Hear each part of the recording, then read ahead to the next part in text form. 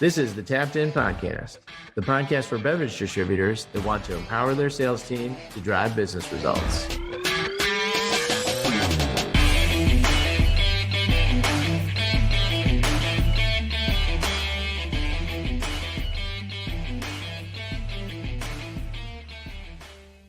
Listen up and welcome back to another episode of the Tapped In Sales Podcast, your podcast for beer distributors by beer distributors. I am your moderator, the mostest moderator, hostess with the mostest for today. I got to give myself a name at some point, right? But also here with Moneyball Ross and Data Mike. Boys, we are here when you are listening to this on site at MBWA out in Las Vegas, at our booth where we are ready to go. And if you're not out there and not listening to it, then don't stop by the booth. But you are listening to this and you haven't stopped by our booth yet, come out to our booth in Vegas, 1614. Even if you're listening to this early, some folks listen to this at like 3 a.m. I launch this sucker every week at 3 a.m. And by the time I wake up at 6, there's always 10 to 15 people that have listened to this. By the time I get up and go. I always appreciate that you're not plugging the like, subscribe. Hey, stop listening. Give us a like. You never push it. I try not to. No, people should listen because I want to. Not because I'm pushing them. But if you're out in Vegas and it's, you're still stuck on East Coast time and you got your ass up early and you're listening to this and you're like, I haven't stopped by the booth, come by booth 1614 in the Milano Ballroom. And if you're listening to it really early, you could still hit the 8 a.m. show with a beer where you might be able to find yourself one of those hats that Mikey is wearing. Yep. You gotta love it. Well, today. Better come I do need a new hat to the seminar with a beer. I do need a new hat. Bud always makes fun of the fact that my hats look disgusting when I bring them. So, but you're gonna get a new one when we're out there. I need a new one. This one's gotten gross. Loaded up, packed up in the 2 different booth trunks that we have to take on the airplane. Ross, in order to get a new hat, you have to earn it. You have to show up to the seminar with a beer in your hand. I can't hold you to a different standard than listeners. What's the ABV on this beer? Are we serving Imperial IPAs? What are we doing here? No, I mean, this morning in Vegas, it can be anything you want. As it has alcohol over 0.5. Anything you want. Is it kombucha 0.005? I can show up with a kombucha then, huh? I got a hard kombucha. Yeah, a hard kombucha. Remember, you can't drink all day if you don't start in the morning, folks. So we are going to do that out in Vegas. Our seminar is going to be off the chains. Too much fun, right? But professionally, what are we going to get through today? So we've been chatting back and forth on the Slack over the last couple of weeks, trying to continue to keep fresh content coming your way for the listeners out there. And one of the things that I tried my best to organize is 3 things that we see top performing distributors doing in the market right now. And what is differentiating their results and performance compared to you if you may feel like you're struggling as a listener and you're trying to change your ways. We want to try to distill it down to a few things that are working and where we see these folks getting better performance than their peers across the average. And we're looking at a lot of data now, and we're looking at a lot of different distributors. So we come from a position of, hey, we're able to actually have some, not just anecdotal knowledge, right, Mike, which we love the armchair expert knowledge out there, but also some realistic knowledge that we actually see genuine, statistically relevant difference in performance. So, well, and I would say it's also we're not partial, and we're not, and we're actually in the data versus, sugarcoating the data, and we try to normalize it across all of our customers. It's part of what we do. When we're looking at it through our benchmarking reports, it's very black and white on where you're doing well and where you're doing poorly, and we want to see our clients do the best that they can. We want to see people do better. We want this industry to do as best as it can, and the distributor tier to do as best as it can. That's what we care about, right? I mean, those are the people that are our clients that we love.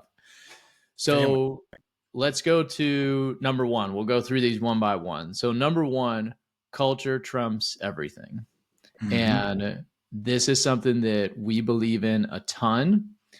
One of the examples that I talked about with a client today where culture is trumping everything is that this distributor is seeing their finished product loss perform and get better when it comes to the trade, but they're still seeing challenges around finished product loss that they need to move away from the warehouse. And they're actually discounting that product, fire saling that product would be another way to put it. And that's suppressing their profitability numbers because they're trying to digest some poor inventory that they purchased. So the culture that I talked about with the senior leader is that, hey, we're getting the culture of results that we're looking for. Now we need to migrate that culture like a spider web over to the operations team who's doing the inventory and the order management. Because some of the stuff that you're digesting is really centered around either overzealous sales folks saying, hey, I think I can sell the hell out of this, and that actually doesn't come true, or lackadaisical order and inventory management where we need to tighten that up. So while, yes, what we do with the comp plans and what we do with the strategy and the data works, the culture of this spreading out over the organization in this example is one of the core things that we are noticing with clients over and over again. Mikey, Ross, we're just coming off the back of a big goal planning session. Where have you guys seen culture show up with your team? Maybe start with Mikey too, and the clients you're working with one-on-one. Yeah, I start with saying the first thing is, I tell people that don't get distracted thinking that a new comp plan is going to solve performance, right? Top distributors really focused on culture first, rebuilding the trust, aligning with the reps, taking feedback. We've talked about this in many, many episodes lately, but really getting, the people that have the feet on the streets, we need their feedback. And we need their trust, and we need to take that feedback and put it to work. Whether that is, aligning our portfolio, aligning our focus, whatever it is. But overall culture and a trust in that culture is a huge win. A very first place to get, because right now with the way that the market is shifting so rapidly, there is no way that senior leadership or even middle management for some cases can keep up with what's going on in the market and where the market's going and where those wins are happening and where we're not winning. I think that, and we've tied this and we've thread this needle across a lot of episodes. And I think, like you mentioned, but I think what the key here is that those organizations that do the best are ones that, and I loved your term from the last podcast, Bud, and you probably stole it from somebody, but true north. What is it we're trying to achieve? What is the true north? And it should be simple and it should be clear, and everybody should be following that direction. And those organizations that are aligned to whatever that is do better. And in our client base, that we have very strong opinions on what the true north should be. So you can listen to a different podcast to figure that out. Yeah, not too hard. Not too hard. We're pretty simple. But those companies that are aligned, you start to see things like your supplier DM comes in and they kick a product off by saying, hey, this has this much profitability and I think it can do this much volume, but here's how much incremental profitability it has. And this is why it's great for you. Not just you, the management team, but it's you, the management team, you, the middle management team, you, the sales team. Right. So they start to, if your suppliers are speaking your language, that's a good sign. If your suppliers are coming in and saying, hey, I've got this great new product, here's where the margins are coming in at. And this is why I think you should be excited about it. So that's how you're externally, how people think they need to talk to you, whether it be to your sales team or whether it be to your upper management. That's a good indication that you're aligned. If your sales reps are communicating to you in the way that's aligned to your true north, which is if you're out of stock on something, they're coming in and saying, hey, this is how much money I'm losing out on by not having this on the shelf. Am I rotating this to something else? Are you getting this back in stock? When are you going to put this back in stock? Because I need this. Right. And we're starting to see that with some products out there today in the trade. And I think if we're all aligned, out of stocks are not something like, oh, that management team, they screwed me again, or that inventory coordinator. It's, hey, we're trying to make money here. We need this product in stock now. What's the deal here? Or am I rotating this to something else? We're giving another supplier a shot here because they can't deliver. Tell me what the deal is here. So let's get aligned around that. So it's not us versus them. It's we're all pointed, angled at that, that singular point. And that's great because we're all fighting in the same direction. And our external parties see it, how they interact with us, our external business partners, our customers see it, and we see it between each other. It's that extreme alignment. We've used that tagline a couple times now, and the extreme alignment shows up in a way of which this is a good modeled behavior. It's not like you're sitting around the corner and be like, how are we going to talk sales reps into selling this? Or how are we going to talk the team into doing this? When you have extreme alignment, it becomes visible from everybody's vantage point why it is important for them to focus on whatever that is the right way. When we saw this at Atlas, Mike, you watched me do this and model this in nudges. Mm-hmm. Say, have you guys seen Bud Zero's GP per CE and how fast it's growing? Yeah, we have. Do you think we could get that out in more places? Because O'Doul's is kind of dead. And, you know, O'Doul's is dead. That's old man. That's the old man's NA beer. But this Bud Zero thing is the new man's NA beer. And Busch Light doesn't suck, by the way, either. If anybody has slept on that, NA, like I remember one of these conversations. And it was like, all I had to do was just do that because there was extreme alignment to, I hadn't seen that or hadn't thought about that before that way. And then it starts to work its magic after that. It's no like magic song and dance, Ross, right? It's no like come in with a logo and a TV and the cash can. And as much as we love all of that, that's pomp and circumstance. It's not extreme alignment. It's not going to drive results when you're asleep at night. And I think a lot of people that listen to this are probably ownership or upper management. And I think it's really important that one of the worst things you can do is play a tune that's different than what the overall alignment of the company. What I mean by that is don't trot out a product that's $2 a case that's going to cannibalize something that's $5 and tell everybody get behind, rah, rah, rah, let's go sell the shit out of this. No, because your sales team is going to look at you and be like, why would we do that? It's going to cannibalize our $5 product. What are you talking about? And so you need, as an upper management, I think we can double click or dive more into this. And I'd love to hear, your all's opinion on this. You need to be strong and forthright as an upper management team, and as you're part of that alignment. Mm-hmm. And I think, Bud, you said there's no secret song or dance here. Yeah, but there is a role to be played that's very important, which is, being strong for your team. And that means, protecting them from, bad, what's the word I'm looking for? Bad decisions, unintended consequences. Yeah, those are good. Anyway, I'd love to hear your guys' opinion on that from the upper perspective. Maybe, Bud, having sat in the seat and, you and I have a long, history together now. And, I've run into a lot of ownership over my years. And, obviously you were on the more innovative side, much more, your team achieved alignment very quickly. And it's probably why we're business partners now. But I'd like to hear your opinion on it.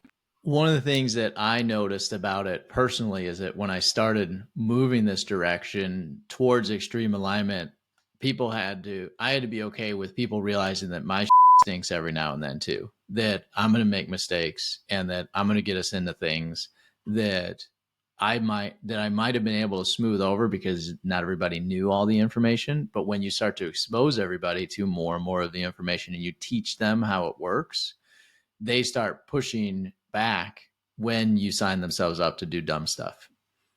And there's still going to be situations where you might need to do that, but you got your benefit of having somebody say, hey boss, like, this isn't a good idea. And having them actually have that realization is way better than the alternative of them not knowing it's a bad idea and just you getting a ruck shot over whatever you want to do. There's a level of accountability downwards with extreme alignment and back upwards from everybody else. This played out with whose package was it? Okay, so brown boxes in Michigan, right? We sell those to the off-premise, and 20-pack bottles, which not a lot of markets sell 20-pack bottles. It's kind of a unique package, right? But brown box was something we'd sell 24 loose bottles to the on-premise, and they were like $1.30 more in profitability. My dad always wanted to sell 20 packs to the on-premise. Who gives a shit about saving 10 cents on a bottle at a bar? And you're not going to get a better price point because of that, right?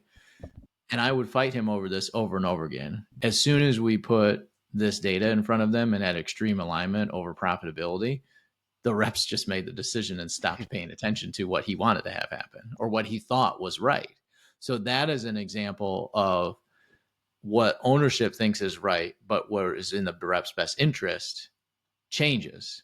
And that extreme alignment shifts to the bottom line once he understood how it was going to hit the bottom line and how much of an impact, because you would literally document, right, Mike, like we sell this many cases of 20 packs to the on-premise, being a conversion, clean conversion at like 98% of our volume to loose to the brown boxes, and what that incremental profitability is for every case. And it's like, bro, this is what's hitting the bottom line. You can't fight with that. No. So I was kind of like in middle management role, managing up to my dad, driving data and information down to the team, and poof, this thing happens. And now the horse is out the barn, and like, you can't put the horse back in the barn at this point. No, you can't. And, what you just explained there is rebuilding culture. And I think, to get back to the episode title, right? Winners in 2025. I think the winners in 2025 are doing exactly what you just said, rebuilding culture, right?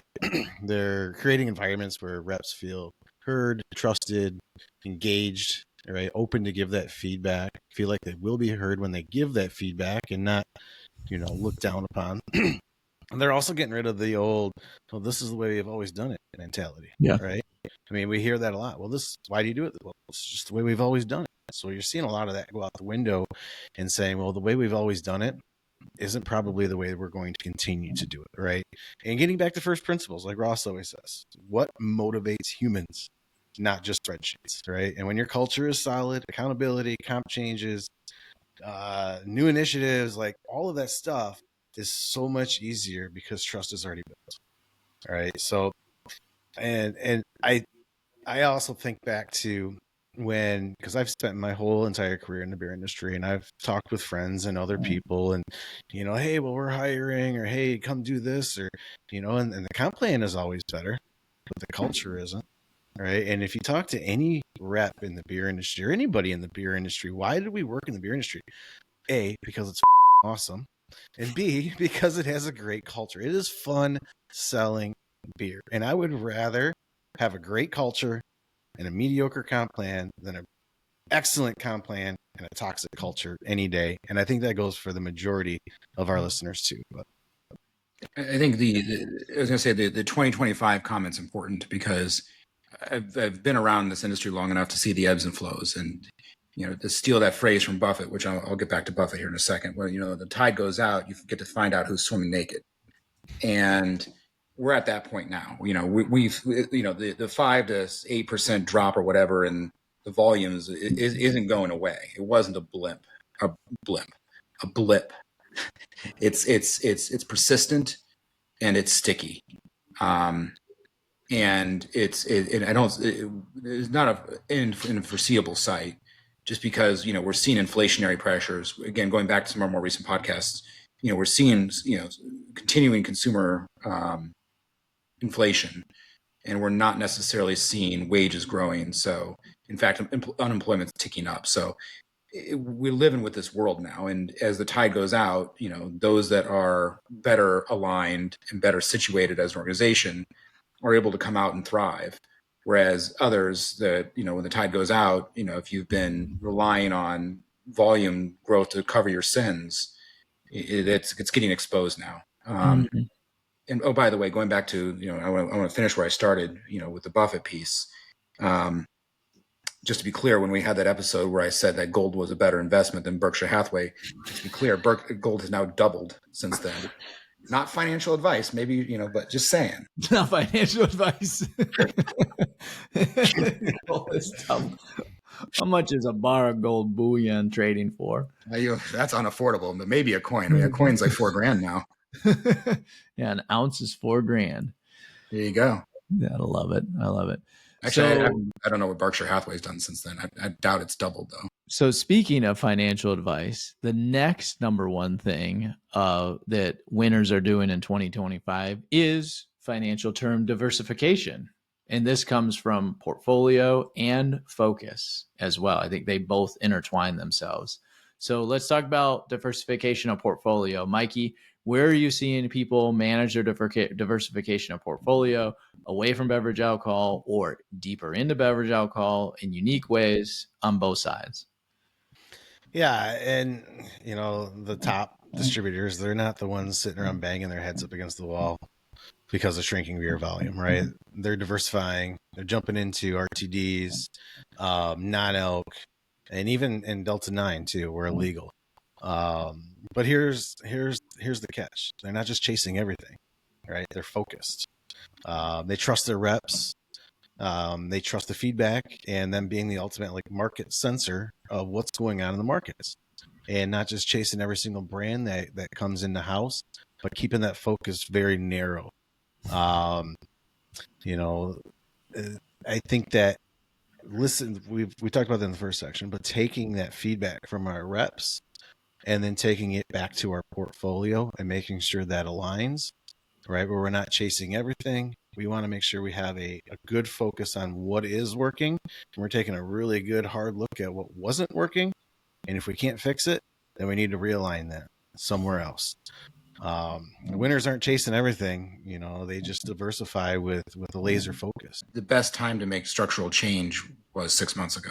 Second best time's now. Yeah, you want to get off and make those changes right now. What kind of changes are you seeing folks look at more in detail today that they might have not have if they were laggards or hadn't made the moves now earlier? What are they thinking about doing now, Ross?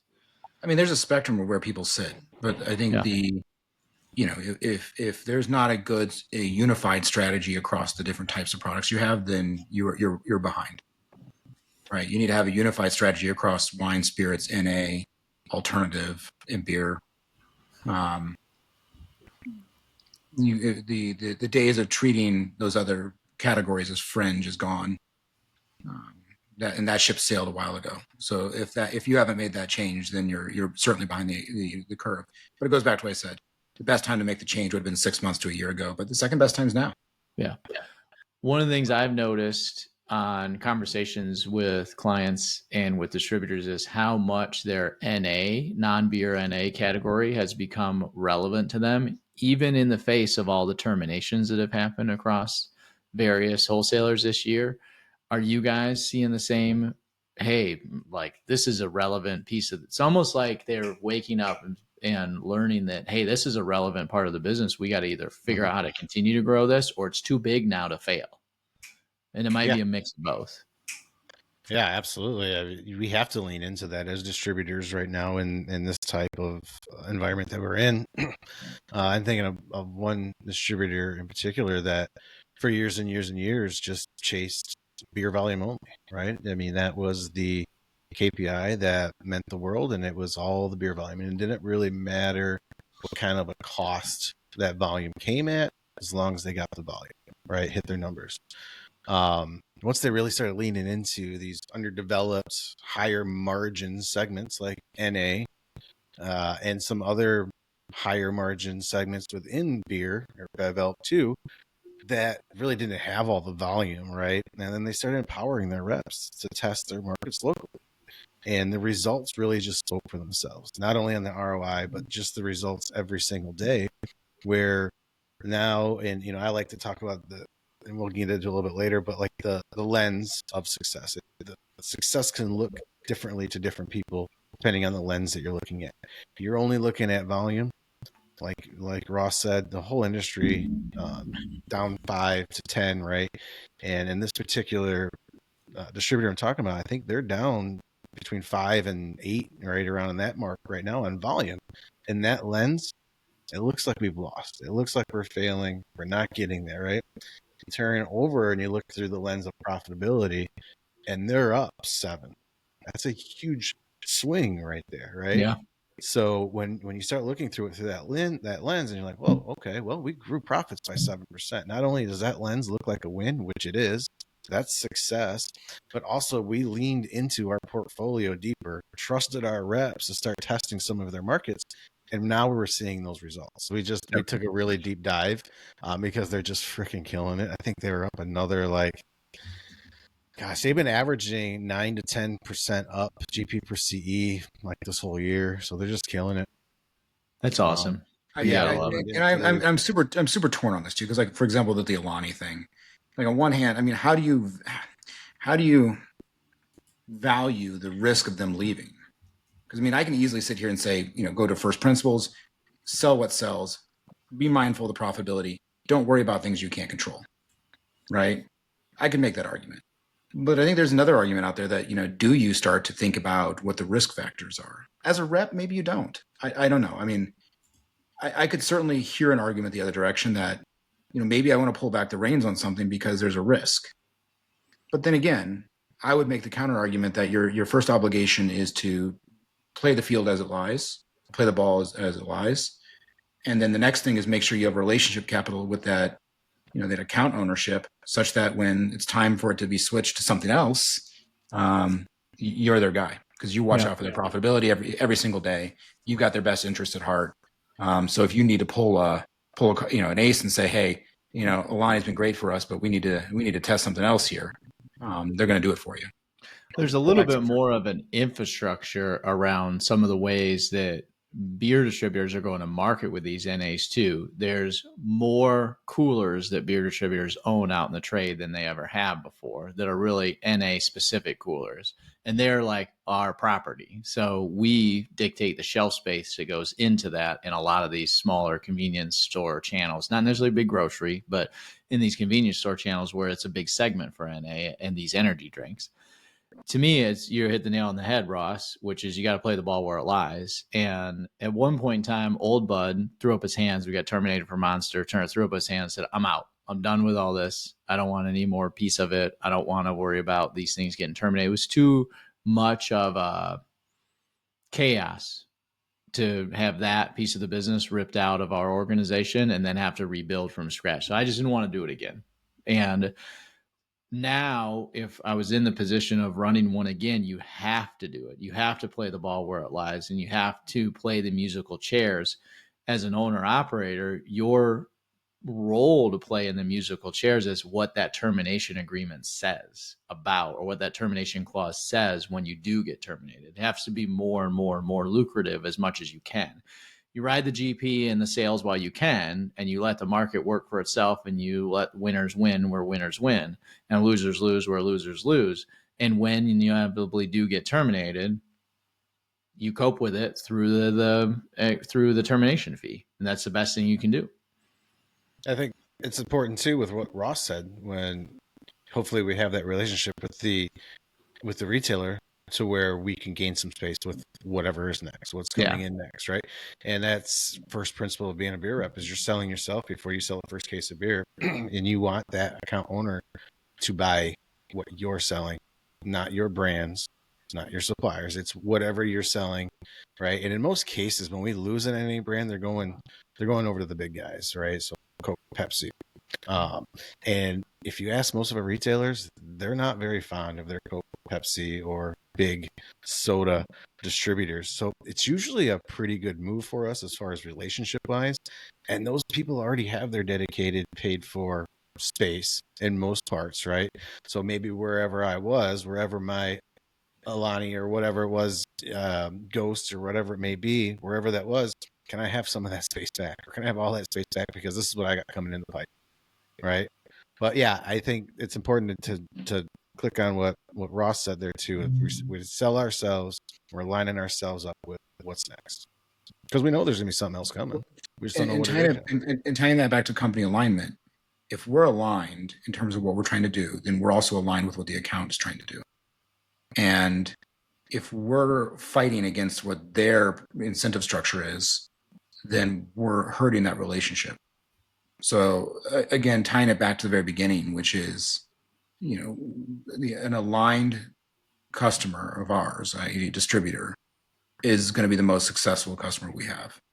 And that resonates all the way down to the retail level. I think that's an important tie back.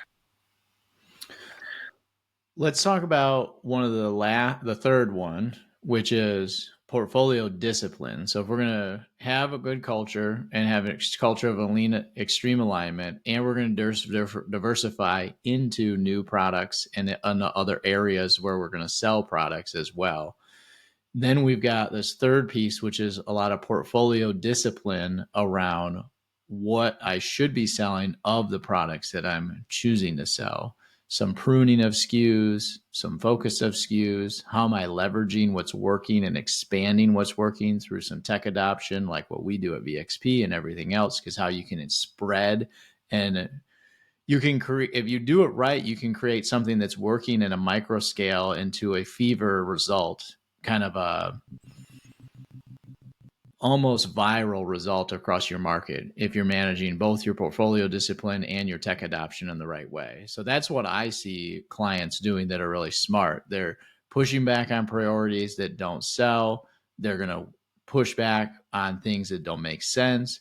And I think, Ross, for you, it kind of makes sense to maybe help the listeners model what that pushback looks like a little bit. Like if a supplier is going to come to something in Q4 or in Q1 that is in their interest and is maybe negative to you, how would we model managing that with a supplier? Yeah, I mean, I tend to, again, I don't like to have anything that it moves all, counter to the company goal. And my lens tends to be shift a little bit more quantitative. So for me, it's, what's the margin you're bringing? Where does it fit in the portfolio? Where does it competing against in terms of margin, in terms of space? Those are things I'm thinking about. And I will, granted, I'm not the end all be all, and I wasn't back in the day either, because there's other variables at play here, whether, flavor, giving new brands a shot. Maybe the next, hot energy drink is, I think it tastes like crap, but I'm not the end consumer goal, because again, my role always was to take a look and be very quantitative about it. And also bring in qualitative voices that also have trump cards. So I tended to be a little bit more round table around it and make sure we have multiple voices. But, for me, staying aligned to the overarching goal of profitability was always my true north. But I also granted that there are, if I always stayed that way, we'd miss opportunities because they were things that I couldn't see. Like I love beatbox, but maybe I would have missed that if I would have been. I mean, I wouldn't have, because it's the margin. I'm gonna try to think of one I would have missed, but I'm sure there are ones that would. I know there are ones that we would have missed at Atlas that we didn't see the writing on the wall at the first glance. Then there are ones that we were the only ones that were pushing back and looked like geniuses on the back half of it, when everybody else is like, oh my God, I have so much of this. So you take it with a grain of salt. Some of it is gut instinct around portfolio discipline, but we chose, Mike. It's not just math; it's also art. That's a good point. I'm glad you brought that kind of portfolio structure from flavor and what you're trying to do, Mike. When we're looking at ABP season, and there's going to be a lot of things, a lot of spaghetti is going to go up against the wall from suppliers. Last year it was tea. This year something tells me you're hit the nail on the head, and it's going to be Cutwater Twins in some way, shape, or form. It would be high alcohol, ready to drink cocktails that aren't high noon and aren't a high noon twin, or aren't a neutral twin, or a whatever else RTD you want, a Surfside twin. Tea's done its thing. Cutwater seems to be like the next natural fit for copycats, right? Oh yeah, for sure. I bet you there's going to be so many entering the market this quarter and early Q1. It's going to be crazy, but also the take on the different flavors where Cutwater kind of started, opening up the field for, like what I'm trying to think about there. The White Russian is a perfect White Russians. All the White Russians that they have. I mean, nobody else was really doing that in a can. Nobody was crazy enough to put cream in a can and put it on a shelf that isn't cool. But all the non-traditional. I love shelf stable at room temperature cream, man. That's incredible, Ross. Am I not supposed to do that? That's my jam right there. Am I not supposed to do that? Because I make mine at home and I just leave them at room temperature and put them in the car when we go tailgating. I don't want that bad. I certainly don't want to live past 60, so that's a surefire way to make sure you don't. But I think a lot of these non-traditional flavors are going to emerge. I mean, let's face it, everybody's sick of the same old, right? And everybody has one. We all have the same canned cocktail. So I think you're right, heading down that way. But to what we were talking about, portfolio discipline, that to me is a very, very important piece of the puzzle. Helps maintain focus, clarity, and really what's driving the business and driving the needle. And I think back to the first time we cut ties with some of our suppliers, and it wasn't very long. What would you say, 5 years after we broke our exclusivity? I would think that we were cutting some ties with some of our first suppliers. And I remember when you said, "Hey, we're going to end our agreement or terminate our agreement with so and so and so and so," and I'm like, "Wow, I love that." I mean, personally, right? The people I was dealing with, I'm like, "Oh, they're great people." And he's like, "Yeah, but have you seen what their brands are doing?" Like, yeah, but why would we want to get rid of it? And somebody else is going to sell it. Well, let somebody else sell it. Look at what we're selling, right? Yeah. There's not a lot of profitability. There's not a lot of volume behind it. It's irrelevant for our market. And I remember that first one, I was like, "Oh, that kind of sucks." But then fast forward 3-5 years, I'm like, "Hey, bud, I think we're ready for another round." Like, "Hey, have we looked at these people? Have we looked at these people?" Right? And that's when you really start to get the sense of like, you're not doing anything to drive my business, and maybe your brands are just not relevant. And it's taking the focus off of my operations staff for ordering and warehousing and my management staff and in my sales reps. And we're taking that focus away when we can really slim down, narrow our focus, and maybe even open up the door for some other suppliers or products that are more relevant for the trends and what's going on right now too. So I think it's super important to take a look at that. We started doing it, every year to 24 months, we were taking a look and seeing what we have, how much we sold. Is it worth it? And a lot of these smaller ones, we're driving to pick it up. We were losing money because we had to supply the manpower, the vehicle, the gas to drive and go pick up. We did a little bit of the cost accounting to really try to account for managing all of the resources to marshal to get product to the retail shelf in a way that not everybody wants to do that. And some of it is that you don't want to do it because you don't want to see it. Like it can get ugly or can look really ugly pretty quickly if you're not careful around how you craft this stuff. Mike, or look at it, Mike, on your piece around flavor, they don't want the same old, same old. So there's this chef, Jay Ducote, who I love. I've been on a panel with him before. He talks about that I'm promiscuous drinker. I have a very different flavor that I'm always looking of the moment. And there are more and more consumers out there like that are going to continue to be promiscuous with their flavor profiles that they're looking for. And I'm going to put a bet out there. I don't know if anybody wants to take the other side of it. But my $20 bet is that the leading innovation through ABP season is this is Cutwater, but in a slimline can. Maybe the reason Cutwater is working is because it's not in a slimline can. But everything else is in a slimline can. So this is Cutwater in a slimline can with 14% alcohol, so we can confuse the consumer even more with what is out there in the market. I wouldn't want to Brazilian salt beer. Brazilian salt beer. I'm telling you, that's it this year. Salt beer. Yeah, I'm not taking that. You might think it's really niche, but nope. Oh, I love it. Well, it'll be interesting to see how ABP season works out and if that comes true.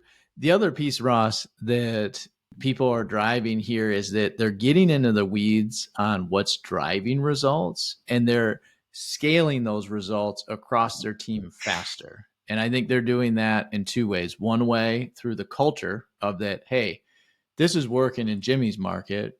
Like you said a couple episodes, just copy what is doing well. Like just watch that you've got a couple leading horses out there. Watch what they do and just completely steal from them and do it in their market. And that's a culture game. And when we see clients do that, that culture works. The other thing is that they're seeing what's working from a management perspective, and they're driving those down through the team through strategic priorities that they're recognizing in their market. Like, I know my market. This works in our market. We're going to push the hell out of this because we see it working in these 3 routes, and it needs to work in the 12 more we got or whatever. You feel the same way? Yeah. Well, I mean, I'm Mr. Anti-incentive and Mr. Anti-objective, but I did do that where it was, if you heard Jimmy coming in talking about how much success they were having with XYZ, I'm like, pull a non-buy, send it out. I didn't wait. Yeah. I pulled a non-buy through the targets out there, whether I put dollars or I didn't put dollars against it. The point was I needed to get it in front of everybody and say, whoa, this is working in Johnny's territory. Do you want to see where it might work in yours? Yep. Now we have way better tools now than I did back then for that. That was back in the days of Mobility 1.0. So I just, built a PDF and attached it as a file. But I think that good management, again, if we're all aligned, hears Johnny's story and doesn't wait. And that's the right way to do it. That you're watching it, you're seeing it, you've got the culture aligned, the reps are noticing. You cannot program for every single opportunity out there through a PFP or an MBO or a supplier incentive. There's too many of them. If the average client has 2,000 SKUs and the average rep manages 80 to 100 accounts and visits those accounts, once every, maybe on average, on balance, they're visioning 0.9 of them once a week. The permutations of opportunities there are way too high for any single program that's going to be 8 or 12 or 15 PFPs for a given month with supplier incentives to find all those opportunities. You have to find a way to leverage it with discovery, with technology that's going to help the reps discover it, and with culture that's going to align and have extreme alignment so the reps are more apt to go discover it for themselves as well. And not all of our customers do it, but I fully believe in, bringing the SEC and some of those peripheral roles into the same compensation structure that the rest of the sales team's in, whatever that may be, oriented to, the same direction. Just because to me, that's an SEC type of role, which is you see the whole picture and you're taking the good ideas and you're using that as to help orient everybody so that the whole organization is winning, not just Johnny. Well, I love that we got to kind of talk about this. It's been a few weeks in the making as we had shared some ideas back and forth. At the end of the day, though, margins are tighter than they ever have been. Volume is struggling. We continue to see volume struggle. We will continue to see volume struggle for the remainder of the year. And nobody who's winning is just waiting around for the market to change. They are looking at this and they're saying, hey, what we're doing isn't working. They're finding a way to make adjustments and shifts. Some of them are transformative for an organization. Some of them are micro. It depends on where you are in your spectrum of what you need to move. But waiting around for it to change is not going to make it any better. And like you said, Russ, the best time to do it would have been 6 months ago. Second best time to do it is to do it today. And we as distributors can win regardless of what any one category, any one supplier, any one brand is doing. We've got diverse enough portfolios. We've got a valuable route to market. We can find ways to win regardless of what any one of our external supplier partners is doing. And we should relish that we're in that opportunity, that we don't have to worry about just a handful of brands, that we can lean into the 200 or 300 or 400 brands or 500 brands that we sell across our 50 to 80 suppliers. And that's one of the things that makes us unique and one of the things that we can be successful in changing market dynamics. But you got to want it. I think I'm super excited about where the industry is. And that may sound funny given the fact that the industry's down. The ability to having a little external pressure is a great way to drive change. So if there's things that you've known that you wanted to do, and it's just hard because we've always done it this way, and there's just so much institutional lock-in. Nice thing is now the tide's gone out, it's going to be easier to sell in that change across the other, decision makers across the organization. And again, it's easier for me to say this now because I'm not in that seat, but I was in that seat. I was there for 07, 08. And we had serious, financial constraints. But that allowed for us to make rapid and aggressive change that completely changed things. Love it. Mikey, you wanted to touch on another lens as well too, right? You had another vantage point you want to touch on as we wind down. Yeah. Real quick at the end here, when we shut out the topic for today, my head automatically went to success and how you view success. I'm pretty big on that too. Success looks different for many different people, and it all really depends on what lens you're looking through, right? So success could be completely different if we're only looking at volume compared to looking at gross profit, right? We talk about that all the time. But sometimes success isn't something that we can see in a spreadsheet or our monthly reports, right? I'm sure volume dollars, they still matter, but usually they only tell part of the story. The bigger story sometimes is really invisible if we're only looking at numbers. And we talked about it today, and it's that culture and your people, right? And are they showing up excited to win for you every day, right? Do they believe in leadership and believe in the company's direction? And when we shift some of those lenses and we look at see how successful we are, it really lines us up for the future for long-term wins, not short-term wins, right? So if you're only measuring cases in dollars, you're probably going to miss that your team is really executing key behaviors, right? They're out killing every reset. They're getting and fighting for the space on the streets that matter for you. Merchandising, they're holding up the standards. They're making sure things are priced properly. Those are small wins that really, really drive larger growth down the road, right? Happy, engaged employees, they'll go the extra mile. They'll pick up slack when we need to run hot shots because of inventory issues, right? They're the ones that are driving our initiatives faster first, bringing the energy that we really want to go all the way down to our customers, right? And that success that never shows up in a P&L, but it drives the P&L more than any single spreadsheet metric. So I think it's really important, right? Trust and ownership too. You want the team to act like owners in the field. You want them to protect your margins. You want them to push the right SKUs. You want them to sell the brands authentically. You want them to represent your company. And that, to me, is a huge win. And we don't always see that. And if we're only looking at and measuring success through numbers, we can probably and most likely miss that. So I did want to kind of touch in on that because it's super important. Well, this is a great episode, boys. We are pumped to be in Vegas. If we got to see you out there, thanks for stopping by. If we missed you, you can hit us up at info@vxptech. That's info@vxptech.com with a listener question. If you're out in Vegas and you have one, swing by the booth, see us, chat with us. And if you have missed us, drop us an email. And a bonus, real quick. Yes, bonus points for showing up at the seminar with a beer if you bring us a beer as well. Bonus points for that. Bonus points for that.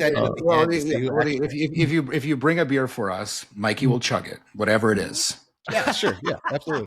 I wanted to stick that in the end to see who actually. I mean, if you want to bring a hot water, with the room temperature cream in it, Mikey will chug it. I'd actually probably rather chug that at 8 a.m. than a beer that would probably be room temperature by the time it makes it all the way up. That is awesome. All right. Well, so if it's a Pliny, he'll chug that too. I love it. Well, you boys rock. We love you, boys. We will chat again next week.